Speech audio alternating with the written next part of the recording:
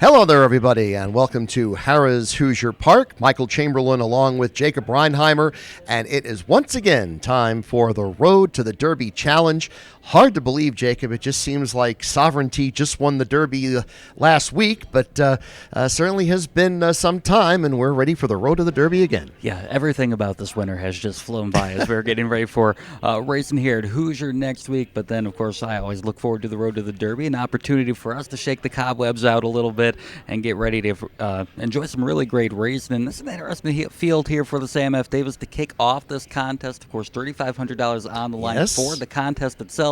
If you're playing along here at Hoosier Park or our two OTB properties, so that's the kind of contest where you want to get involved. And the thing is, we are not going to have any breaks in the contest. Usually we have a week separation between some of these races, but we are going to just barrel through every Saturday from now until the beginning of April. So looking forward to the next couple of months on the Road to the Derby. And I mentioned the contest, obviously $3,500 up for grabs, but always a great contest here at Harrah's Hoosier Park, and we know we get a lot of participation. Yeah, and the good news is, with it being every single week, but even if you get off to a slow start, there's going to be a lot of opportunity to make up ground late in this contest, because I believe the last 3 weeks of the contest, we've got multiple races each week, ending with that big 3-race finale at the end. Header. Yes, with the Wood Memorial Bluegrass and Santa Anita Derby. So even if you get off to a slow start, you maybe need a start or two to get sharp off the bench. There's still a lot of time to make it up, and if you play all 8 weeks with us, you get those 2,000 total rewards credits, so you want to take advantage of that. Yes, very important for sure. And you mentioned the field here for the Sam F. Davis as we begin the Road to the Derby. It's a field of 9 going postward. The distance, a mile and a 16th, and I think this is a very interesting race because you've got several candidates in here that could pop a big effort that maybe have been a little bit under the radar coming up to these races now. This is a race where I thought it's going to go one of two ways. I think there are 2 horses that on paper look like they really stand out, and if it's not one of those 2, I think it could be just about anyone, because it's one of those where I think if it gets a little sideways, a little wonky, it's going to get really wonky, and anything's going to be up for grabs, because if it's just not one of those 2, I have a hard time finding out who it's going to be. Well, I think I have the same 2 as we're going to take a look at the selections, and number 6, Renegade, is both of our top picks. A Into Mischief colt out of a Curlin mare, technically still a maiden. Did cross the line first at Aqueduct on October the 17th in a maiden race there, but was disqualified and placed second, and then came back after that to run second in the Grade 2 Remsen on the first weekend in December, also at Aqueduct. Irad Ortiz will be riding here for trainer Todd Pletcher, even though I am usually against picking a maiden in a race like this. As I said, this horse has crossed the line first previously, and I think this horse really does look, as you say, on paper, like the one to beat. Yeah, and I think both of those last 2 races from Renegade against a pretty highly touted horse in Paladin, who did get the win in that Remsen, as those 2 have hooked up in each of their last 2. Like you said, with the disqualification, Paladin does get credit for now being 2-0 against Renegade, but I was impressed with both. I thought very, very gritty in both races. I really like coming out of that Remsen. I remember that Remsen a few years ago that we just continued to talk about with Sierra Leone, who, of course, that Remsen just continued to bite me week after week as I continued to ride Sierra Leone, and then jumped off at the wrong time when he did finally get the job done. But Renegade, I just like him coming out that race. I really respect Paladin a lot more than maybe some of the other foes that these horses in this race coming into have been battling beforehand. As our second choice in here, the 1, Confessional, will have Flavian Pratt riding for trainer Brad Cox. They're taking the blinkers off of Confessional. This one is by Essential Quality out of an American Pharaoh mare. I don't think that's anything to sneeze at for sure. A win to start with at Keeneland back in October, and then was second, finishing 6 lengths behind Nearly in the race at Gulfstream on January 2nd, and optional claiming event there. Now, Nearly then went on to win the Holy Bull very impressively last weekend at Gulfstream, but it is worth noting that Confessional was the favorite in that race, even though Nearly did win. The betting public was on Confessional that day and could be on this one again here. Yeah, and you mentioned Nearly. He came back and was so impressive in that Holy Bull. I know some folks have some mixed opinions on how strong that group was from top to bottom in the Holy Bull, but nonetheless, I think if you're going to get beat by a horse in Nearly who's going to come back with that kind of performance, it certainly warrants warrants some respect on Confessional. Now, of course, stretching out in distance, hasn't gone any farther than those 7 furlongs to this point. But you look at the pedigree, he's certainly bred to go longer. I don't think that's going to be any issue there. And Brad Cox and all of these Derby prep races, always a threat. And I think the removal of the blinkers is big as well.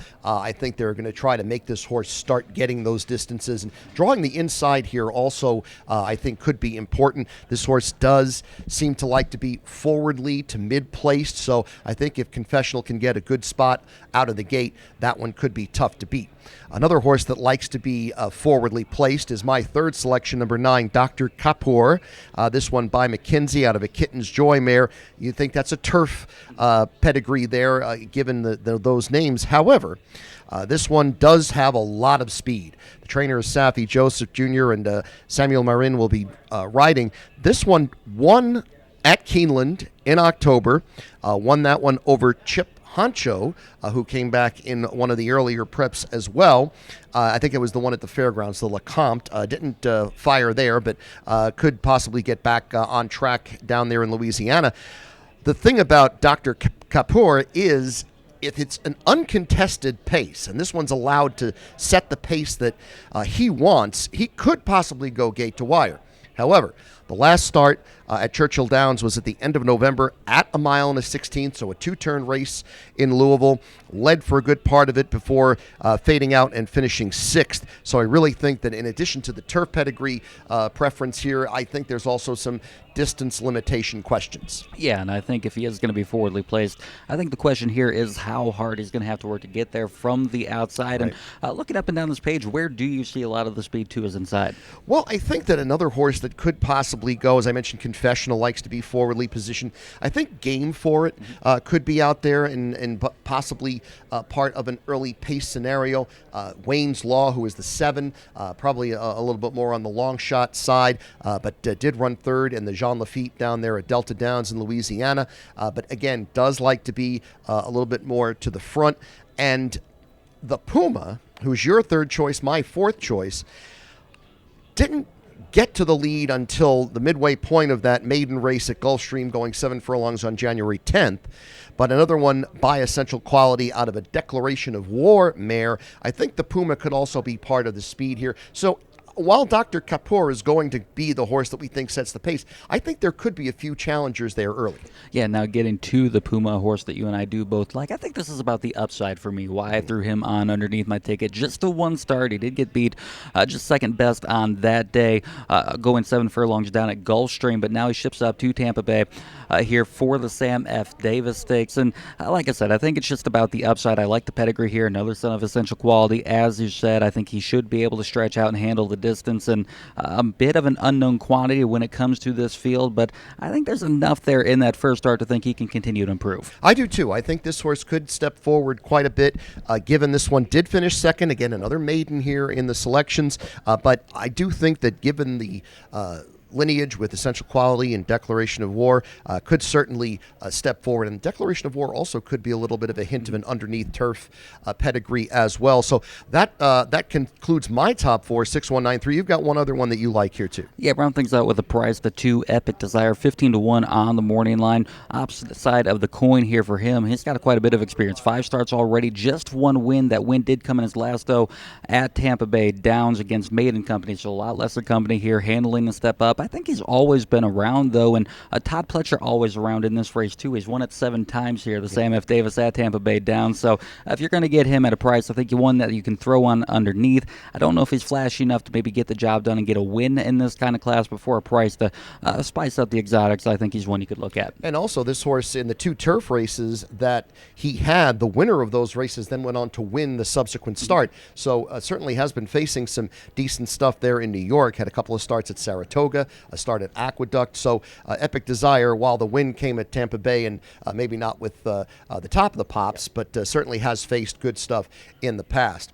So that is our selections for the Sam F. Davis Stakes. Both of us going with the 6 Renegade for trainer Todd Pletcher and jockey Irad Ortiz Jr. And our second choice is the 1 Confessional with Brad Cox, the trainer, and Flavian Pratt in the saddle there. And then we defer a little bit there with the 3 being my 4th pick, your 3rd pick. And I do think Dr. Kapoor, and I know putting this horse 3rd may not be the best play here, because if he gets the lead and goes, the staying power is a question. But I just thought that I'm going to give this horse a chance to maybe go all the way and maybe hold on for a piece of it, given the fact that I think the other two were just better. Yeah, certainly don't fault you there, and I think that price might drift up a little bit from that 5-1 morning line. I think you'll actually get better value there than what it looks like on paper. I think so. That could be the underlying value horse in the race, is the 9 from the far outside.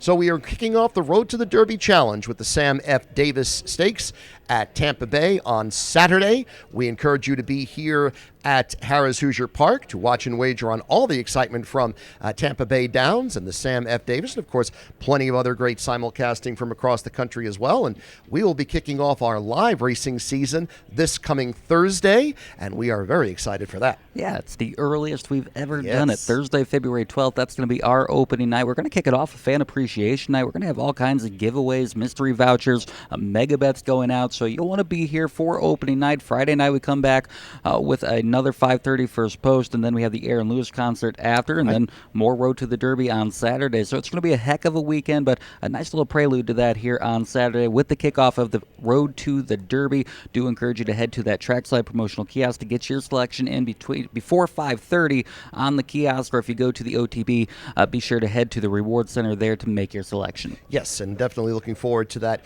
exciting opening weekend coming up next week here at Harrah's Hoosier Park. I can't wait to say they are off and have it count. It's going to be a lot of fun. For Jacob Reinheimer, I'm Michael Chamberlain, wishing the best of luck to you all.